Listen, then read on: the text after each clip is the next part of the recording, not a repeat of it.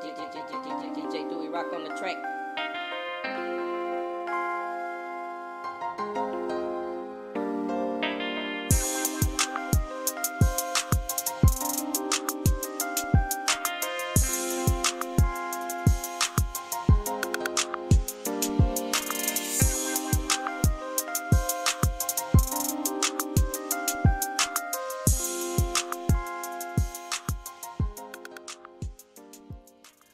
Welcome to Immerse Podcast 360. I'm your host, Maserati. We want to thank you for tuning in. No matter where you are in this metaverse world, we're going to continue to bring you the best quality content and formula that we know how. We have a great show. We're pulling out the community garden. Is looking through the lens with Bro Inc., with none other than the best photographer in Morehouse Parish. I'll say Mr. Kajuan Whaley is on the show today. We want to thank you for all the likes and shares on Facebook, Instagram, and Twitter thus far. This has been brought to you by Involve Social and Civic Club, where we understand the social and civic need, and 720 Gamers, Athletic, and Foundation. Hey, we want to thank you once again for all that you've been doing for us here at Immerse 360. We have Mr. Bro Inc. himself, Mr. Kajuan Whaley. He's a graduate of Bastrop High School in 2007. He went on to win. 2008, I'm sorry. We're live in the studios, by the way, with Bro Inc. this evening. Hey, we want to tell you that he is a proud member of Kappa Alpha Psi. He's a local here, and we're just happy to be in the studios with Bro Inc. Photography. Mr. Whaley, how you doing today, bro? Pretty good. How about yourself? We're glad to have you on the show today. It's very pleasurable to have someone as artistic with you in the photography and looking through the lens of how Mr. Whaley sees life. Tell us a little bit about you growing up here in Scrap City. Thank you so much. And didn't really grow up in Bastrop until I got old. I'm originally from Rouge, Louisiana, Morehouse Parish. I grew up, I guess,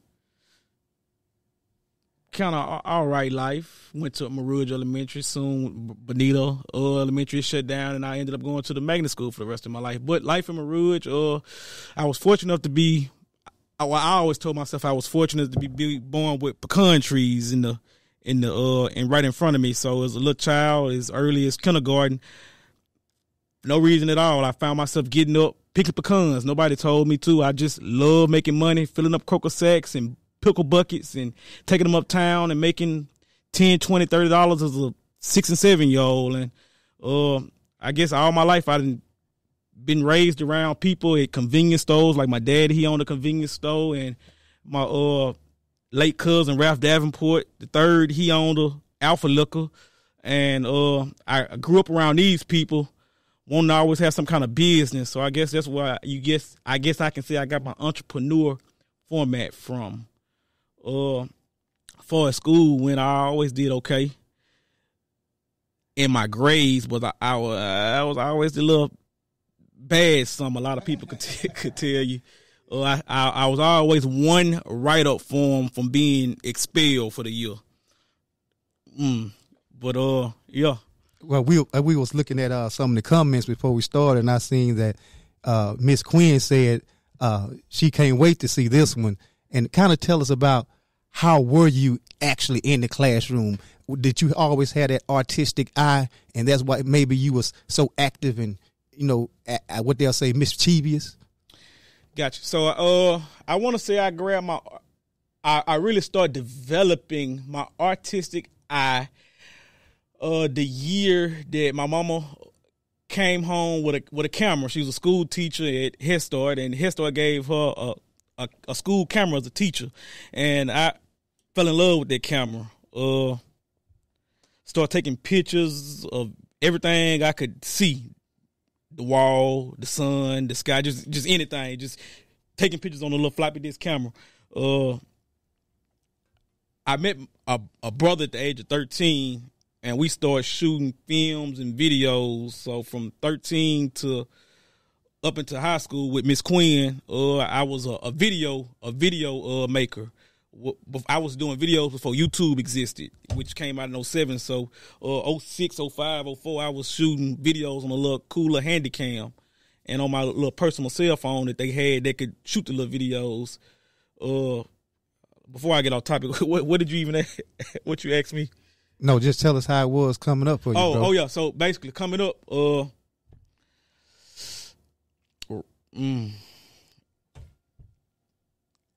I always kind of smile and say that I'm one of God's favorite children. I was raised by my auntie, but I always lived next door to my biological mom. So I had both powers of both of these women at my wheel, and also my grandmother. So with these three women as my backbone, I can go in Walmart to get the Coke, the drink, and a toy every time. So I kind of say I was a little spoiled kid, but I also was like good in education. But when I turned them adolescent years, I started doing things to test the waters, getting suspended, and etc. Doing things, not extremely bad things, but just doing little mischievous things. Like I done been caught for I vandalized Bastard Pride in the 12th grade and didn't get to walk across the stage. But I had paid my restitution fees and was suspended. Didn't get to have a homecoming or walk across the stage in high school, but I moved on with the college and etc. Right, man. You know, I caught you, and I appreciate you for taking time out. I know you're a busy man, and I caught you at a time where you was in the heat of your day. I'm like, hey, man, you want to be on the show tonight? You were just in my spirit. And I just wanted you to come on and share your story, bro, because I look at how far you come in a short amount of time with your business. And every time I talk to you, you telling me, hey, man, I just learned how to do this. Like, as soon as I walked in, you putting stickers in my face. Look what I know how to do now, Coach. Bro, tell us what keeps you inspired, and what was it in your younger years that you actually realized, hey, I'm good with this lens? Like I said, so with the camera, I think I kind of played around with it from 13 all the way up until the age of 22 when I went flat broke. I was pledging in a fraternity. They took all my money. I didn't have no money to pay for school, but I remember that I had this one skill, and God put me in the path of Robert Wright. And he was a professional photographer making money. And man, this dude, I'm gonna keep the story short, but he went in his pocket and showed me a big old wad of money. And I said, hey, this dude got a big old wad of cash and a camera. It just clicked. It clicked that night. I was like, I'm gonna be a photographer. I'm gonna stop shooting videos, and I'm gonna do this photography thing, because this man got a camera and he taking pictures, and you can meet more people and see more people doing pictures than you can video. So that's when I said, hey, I'm finna stop this. The next week I quit my job at Best Buy where I had been working. As far as like career wise, I worked at Sonic from the age of 16 to 19. So I was at Sonic, being a car cook, expedited the whole 9 yards for 6 years. I got to college, started working at Radio Shack. Very good job, making a couple $1,000s a month off commission, because you can make money off everything you sell at Radio Shack. They gave you a piece of all the sales, which was a cool job, but they ended up shutting down. And now I was with this somewhat cool income as a 22-year-old to nothing. So I went from having a cool job to having nothing to having now just a skill, which at the age of 22, I started putting 1 + 1 + 1 and +1 together and got what I got. And I'm still here trying to make it somewhere. I don't know where, but I'm trying to make it somewhere. Well, we look at, we were talking and discussing you. We were just going through your pictures and looking at some of your artwork and some of your shots and angles that you take. What is your signature angle or style that just knows this Kajuan Whaley? I'm just gonna be honest. I freestyle everything from day one. I just been going with the flow. When it come to pictures, I didn't learn that first shot not gonna always be it. You just kind of gotta click around, just go. And normally, I say I always find my best shot about 30 minutes into the photo shoot because I never, to be honest, know what I'm going for. I didn't. Once I went to a location and took so many pictures, so let's say I went to ULM and took 10, 15 photo shoots, then I kind of know. But most of the time, I'm just going in things, shooting. I know the science behind, getting the perfect light in the, in the perfect settings on the camera. From there, everything kind of just goes with the flow. Right. So we know that you were telling me earlier before we got started, like I was kind of mischievous coach in school, but you got it together. You went on with the ULM, and from 2008 to 2012, you're like, but I didn't finish. And I'm like, it's okay. You still alumni. Because when I looked at it and seen that you were a Kappa, I was like, man, he does have a story because he got the discipline because he made it across those sands. When we come back, we're going to continue with Bro Inc., none other than Mr. Kajuan Whaley, when we return after this.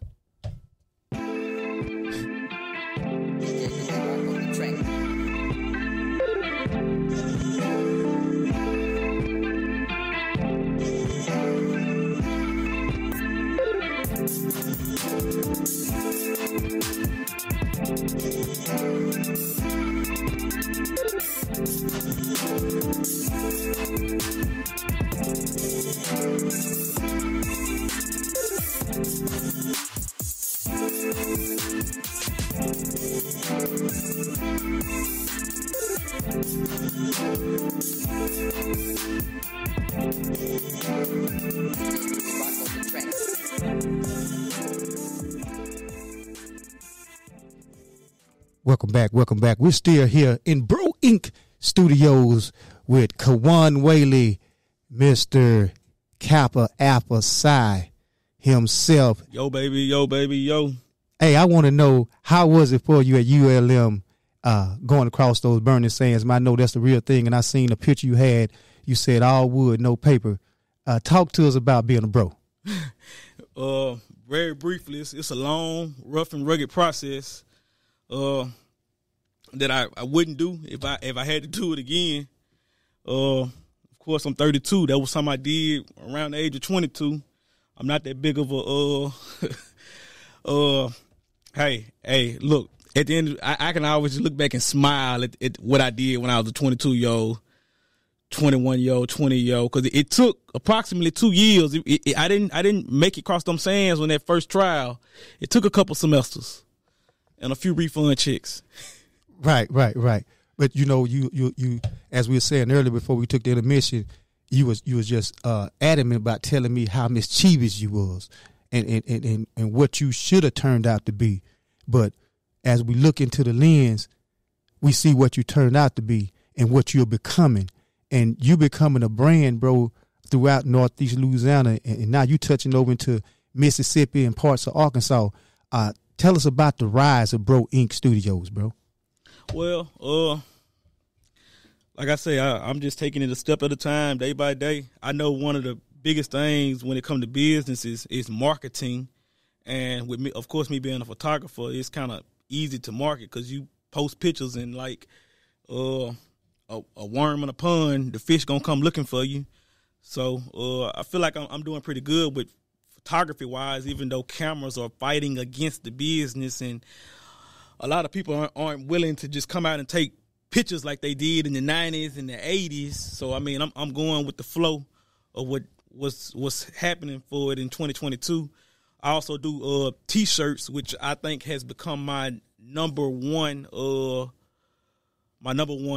item that I sell, because I can reach and touch more people with T-shirts, especially during reunions and funerals and sporting events and etc. And I also going from T-shirts to I also sell printing things like stickers that I just showed the coach that I just learned how to do. So I don't know. I'm just trying to expand my mind every day. Just trying to expand the mind and hey, stay out of trouble. Because when I was young, I remember when I was 22, I had just got a white Camaro. Got over 18 speeding tickets in that Camaro in the first 2 or 3 months. So just trying to stay away from mischievous things like tickets and trouble and police and all that kind of stuff. Right. I remember you as a young man, a little boy. Even I remember you were born. I see the transition in you. I remember you first started your business. I look at you now, and I see the growth in you. What keeps you motivated? Because I done seen you in some stressful moments, Kajuan, where you just agitated because it's not going the way you want it to. What keeps you motivated? Money. Just in short, I like being comfortable, and I'm not. I'm a reasonable person. I'm not greedy. I'm not looking for a lot of money. I just want to pay the electric bill and the water bill and not feel pressured by my bills. So I just being comfortable and having some cushion between this stress, because life is a stress every day. Waking up, we have to like try to survive, and I just like doing things that's gonna help me survive in the less stressful way possible, and not try to go against the grain and push people buttons and do all that kind of mischievous and crazy stuff I used to do when I was younger, because I used to love to get on people's nerve and love to agitate people. But now I like to keep peace. Right. Now with having the transition and you staying focused and trying to continue to expand your brand, who has been the most influential person when it comes to this photography? I know you study, you say you freestyle, but who do you look up to as an artist? Robert Wright and Keita Wright. Mm-hmm, mm-hmm. Like I say, I'm born and raised here, but when I went off to Monroe, I was at ULM in the ULM area, in the Monroe area for 7 years. I got into the only reason why I even chose my fraternity, because I had a camera and I heard that a guy named Brandon Raspberry, that if I wanted to get cool with him with my camera, I would have to like join his fraternity. So my whole reasoning for joining a fraternity was not even for their fraternity. I was just trying to get in good with a dude that knew how to edit videos and take pictures and stuff like that. But I ended up learning what the fraternity was about and getting deep off into it after the fact. But as far as like like I say, looking up, I'm always have to get at the Robert Wright and Keita Wright. Them two brothers I admire because they how they daddy was in the journalism business and just how they was raised, and I kind of it inspired me. Right. Now, when we look at the art side of it, and now that I do podcasts and I make reels, well, I call them commercials for every guest I have, and these are little 20, 30, 40-second reels that I put 2, sometimes 3 hours into. How is it that you manage pictures, events, printing T-shirts? Where do you find the time to get the best product, man? Well, like I say, I wake up at 6, 7 o'clock every day, and I'm in bed by 10 o'clock every day, because and I just get up and do what I have to do. And like I said, I'm not Bachelor doesn't keep me extremely busy, but it does keep me busy. 1 or 2 things a day can keep you kind of tied up. But I just try not to procrastinate and get my business done. Right. So when you look at it and you're looking through a lens, what has been the most captivating shot or person that you have done a photo shoot for? It's a lot. You would have to kind of categorize that. Let's say political. Political wise, I mean, if you want to talk political wise, Donald Trump. I seen the president, which from the facts that people have been telling me, is only 2 presidents that came to Louisiana ever, and that was Nixon and Donald Trump.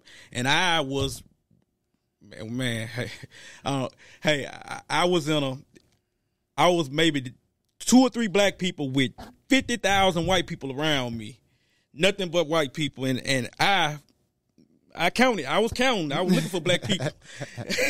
And it was me, Keita Wright, and maybe 2 or 3 other black people in the building that night. And, I mean, I was there to see Donald Trump. I actually stayed outside the Civic Center for 8 hours getting to this dude. And I got real close. So you say political, you would say meeting the president. Nationally, meeting the president. I mean, politically wise, I kind of meet all the local politicians around here. It's kind of easy for me to meet and connect with them. It's from Judge Hunter to Katrina Jackson. I should have put Katrina Jackson first because she's my number one political person in the area. Fred Jones and so on and so on. Right now, from a sports perspective, I know you in K104 Downs. Who have you met and been able to do a photo shoot that you was eager to do from a sports perspective?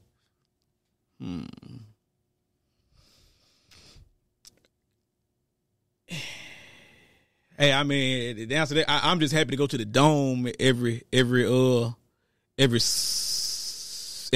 end of every season. I haven't really met anybody yet that didn't wow me. Right. It's always a wow to go to.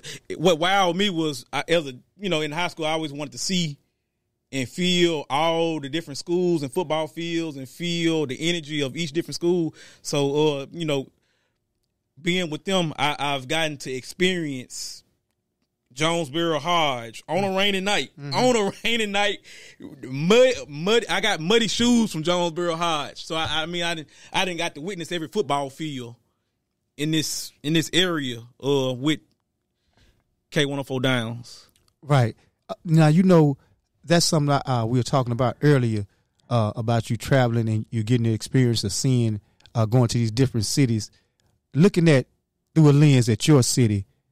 Compared to some of the hospitality you done received in other cities, what do you see the most thing being a photographer that is lacking in your community here in Strop City now? Turf. Other than that, is the love of football. I mean, I can't see nothing to really complain about. It is what it is. I am where I am. The only thing I complain about, the only people that give me slack is West Monroe. They act like I can't walk around their field and take pictures, but other than that, when I'm at home, it's all love. Yeah. I get free concession, people waving at me. Right. Everybody, when I'm at home, stop, please take my picture. But I guess because they know it's going to end up on Facebook. But I ain't got no complaints about home. So when you're out, how does it feel like kind of celebrity status? All depends on what venue you go to? It depends on the venue, because if you're at a 2A, 3A school, I mean, you feel like a big celebrity, but at a 5A, like at Ruston and West Monroe, you just kind of in the mix. Right. It's really, you need a press pass to get it off in there, huh? Yeah. And that's something that I wanted to know, because I see you in a lot of different places. Like, are you accepted openly everywhere, or do you have to go through protocol? No, I normally don't have to pay when I go to places. I got all these badges.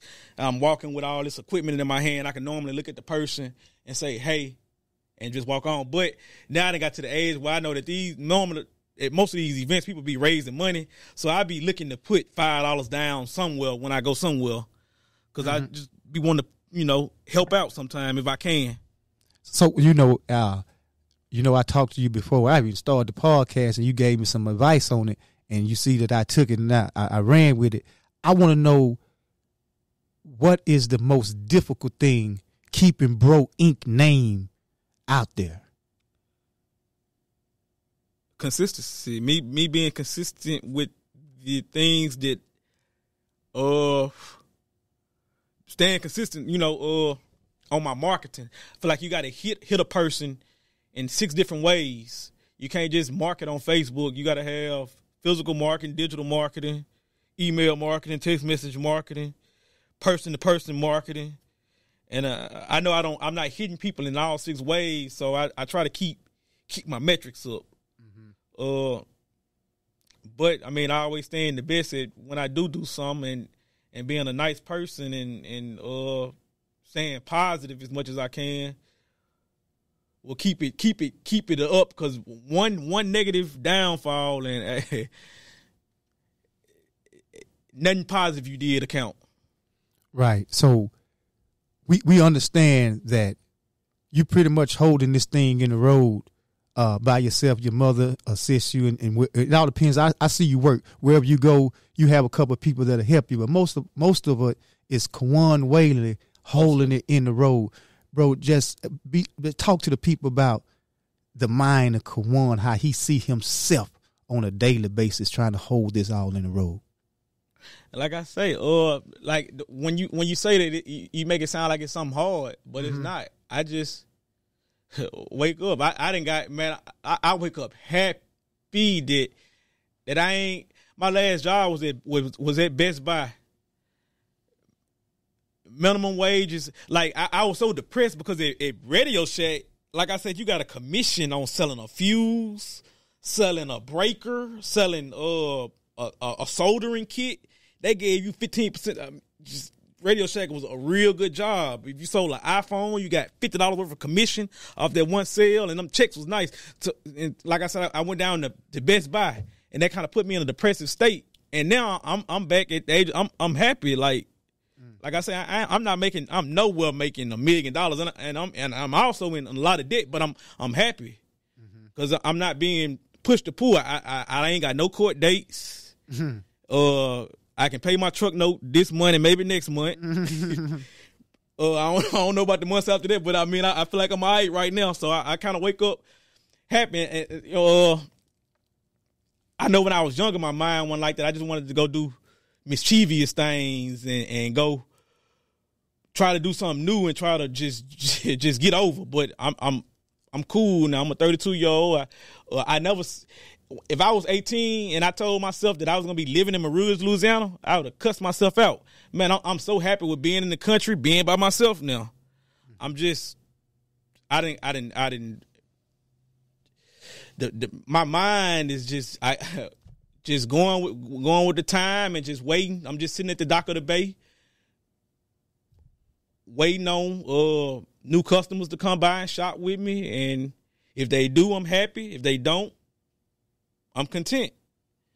My mind is not into nothing bad. It's into all positive things that's gonna help me in the long run. Right. So we know that you say it's not a hard thing. You just wake up and do, and that's not the first time I heard that from someone that takes pictures. I don't know if you know Mr. Dallin Lenore. I don't know if you ever know him. He was a pioneer, our generation, that's good at photography too. And he says that when you behind that lens, you'll wake up at 3:00 in the morning with a shot on your mind that you need to take. How's that when you just got to get that shot? Do you pull over on the side of the road and take a picture like that, bro? I ain't gonna lie, I'm a procrastinator. Sometimes I have some of the greatest ideas and I let it sit in my mind for a couple months. I don't know why. I do want to fix that about myself, but yeah. I mean, if something itching me well enough, yeah, I go make the notes and make the adjustments. But like I say, I done got so. Photography is making me this much money, and T-shirts making me this much money. So I done kind of laid off on the photography. I'm kind of using photography as my marketing. As a way to keep my name out there almost, but it ain't it's not what I thought it was gonna be when I was 22. Right. Now, do you ever try to get that perfect picture and probably put it in a studio? Just something that just captivating that you think that can be sold one day, but only you have that shot? Or do you have something you feel like that in your archives already? Yes, of course. And it's just sitting there and I'm procrastinating. Like I want to actually print out a bunch of pictures and put them in my all in front of my office, but I haven't done it yet because one of my negative traits is procrastination. Right. But it's not uncommon that people procrastinate. But like you say, you stay consistently doing things to keep yourself active and keep your business going. It's just like you're telling me that your initial plan with the lens end up taking your artistic eye to clothes and T-shirts and stickers and things of that nature. And when we come back, we want you to talk about for the last 5 or 10 minutes about where do you see Bro Inc. in the future, and what is the goal ultimately that you want to see Bro Inc. We'll be right back with Mr. Kajuan Whaley.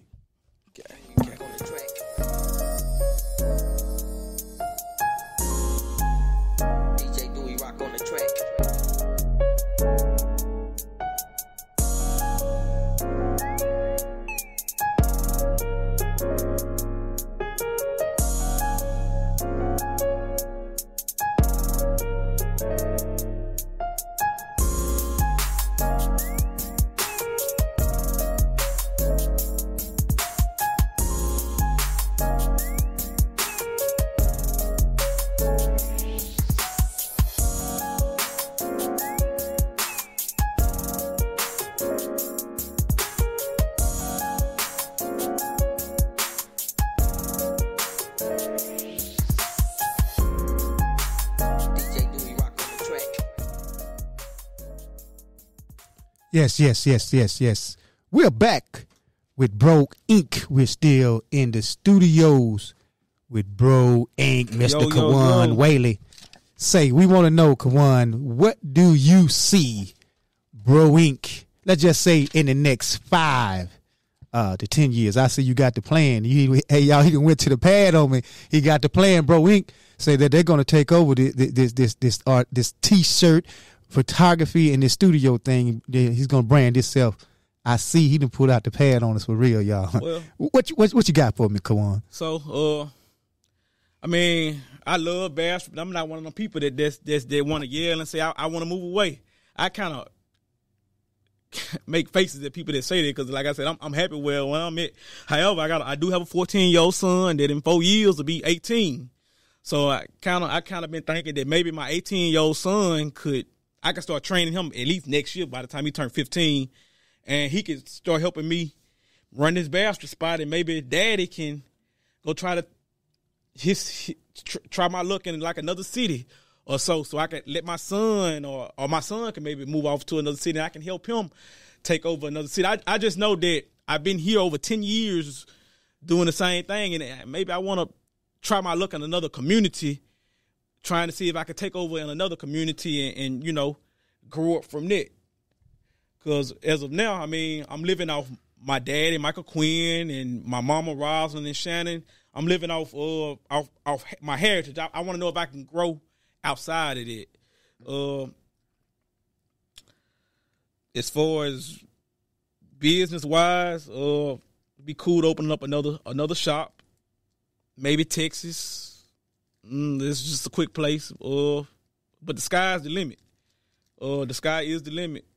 If I never moved anywhere, I would be happy with myself. But I know the number one thing I want to do is I'm like you said earlier. I kind of hold it all together by myself. I would love to get myself right and get my business flowing to where I can hire 20, 30 people. Mm-hmm. But money, it ain't that good, 20, 30 people. But it'd be cool if I could hire 5 to 10 people. I just know in the next few years, I want to be able to have business so consistent that I can hire some people, because that's basketball. If you ask the number one thing, it ain't no jobs in basketball. So if I could create a few jobs in basketball, man, I would feel like some kind of savior, for real. So yeah, just growing as well. I see myself going in the next 5 to 10 years in all fields of human endeavor. Mm-hmm. Mm-hmm. Mm-hmm. Yeah. So we were talking earlier. Do you think initially, journalism and going and getting that interview or that picture or that caption, you gonna take this thing and start getting on those planes leaving this country? Yeah, and to be honest, like what I'm doing right here with you, I've tried to do it video wise, not like, but I don't have the voice and the energy to. But you bring like when I was when I go to the games at the Dome, I interviewed a few coaches, and because I'm not a athletic person, I don't know all the athletic terms. Mm-hmm. But I love to see like this is like something I wanna like be a sports writer, but I don't speak sports. Well, you talked about it and you adamant about doing it, and what you don't understand, a picture speaks 1,000 words. That's one of the captions in your advertisement on Facebook. And what you don't understand, Kajuan, is that your pictures can tell the story, bro. And that's the next thing. Like I want to be able to when I go to a football game, I want to be able to tell you what's happening in the picture. I just be out there taking pictures. I want to be able to say, "Hey, QB." I want to see. I can't even talk. Right. I understand what you're saying. You know what I'm saying? I understand what you're saying. You want to be able to put a real header like and a caption in there, like Mark mentioned. I wanted to get into that.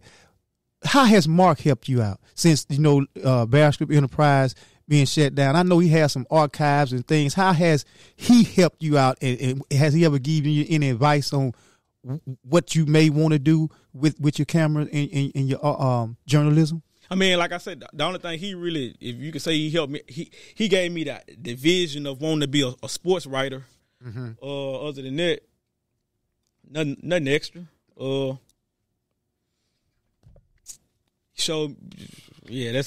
mean, did you ever get a chance to take pictures with Mr. Mitchum side by side? Plenty games. Mm-hmm. I done sat right beside him, Keita right now. All us photographers sit right there as close as we can to the sideline, take pictures and talk with each other. Mm-hmm. So you guys do share ideas. That's why. How is it in that world? And he'll ask me for pictures, and I send them to him when he could put them in the newspaper. And he would. Mark has published a few. Mark has published a few of my pictures a few times in the newspaper. Look at my mind. Mm-hmm. So he has helped me with some publishing on newspapers. Right. So with your pictures, where has the biggest platform one of your pictures made it to?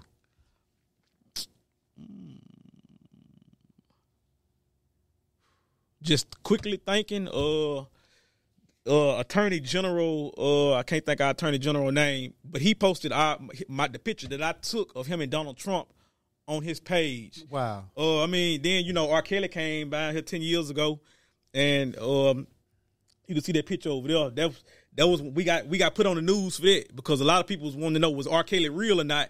So the news came back and took our pictures because I was up there with R. Kelly, like me and you this close. I was close to R. Kelly. Right. And so them pictures got published all over the news. I've been on KNOE News a few times. What would you say would be the highest publication in your mind? Well, you saying that the Attorney General took your picture of Donald Trump and put it on this place.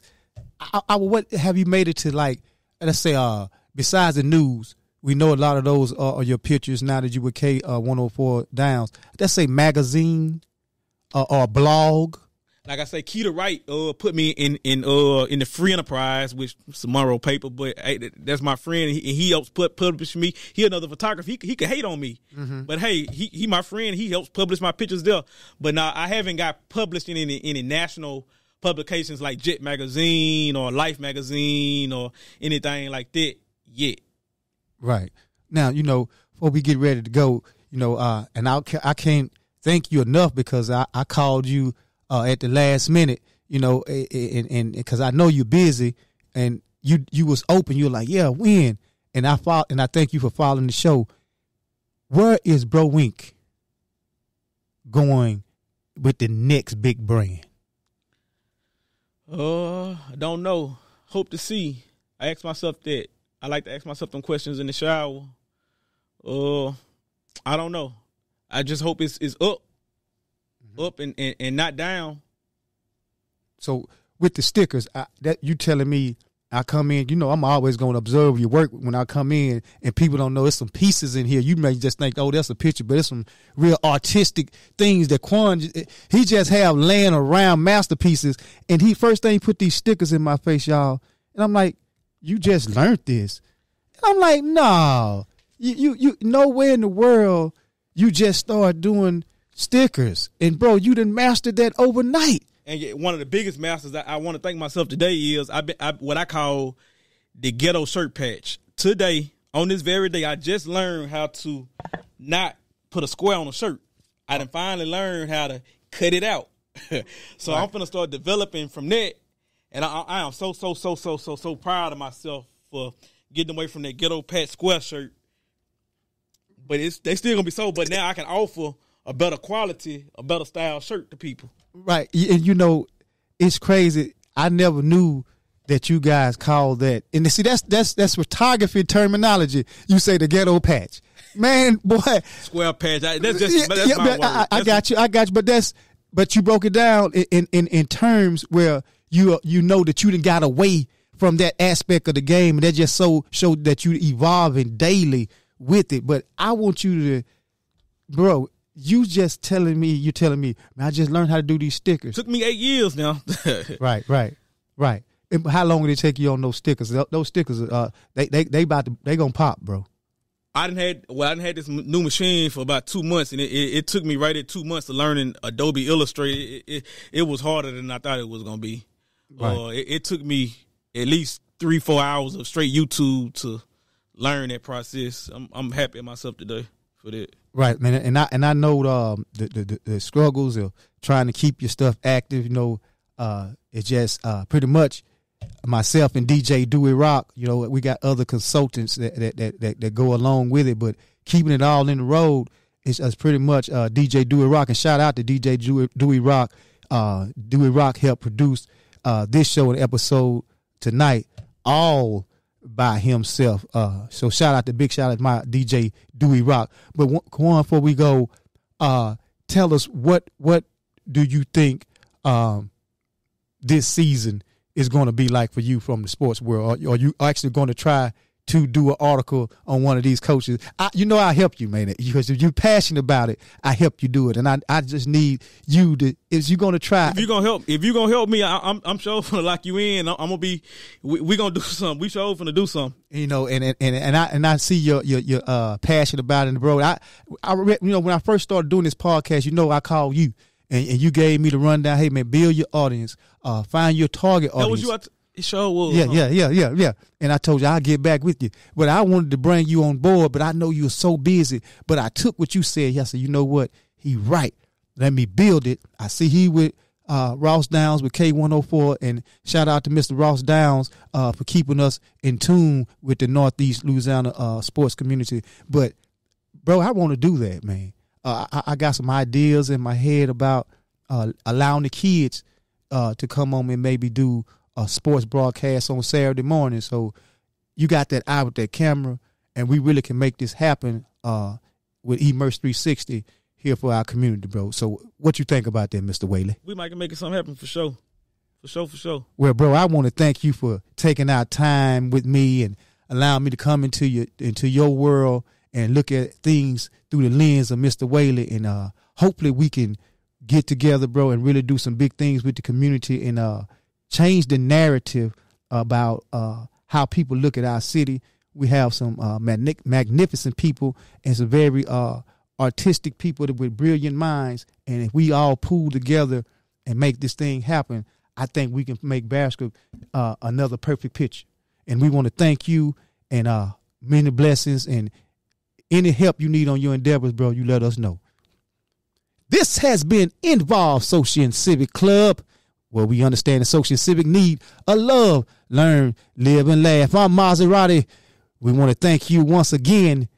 Y'all remember, y'all stay involved. Y'all stay encouraged. And most of all, y'all stay immersed. We out of this thing.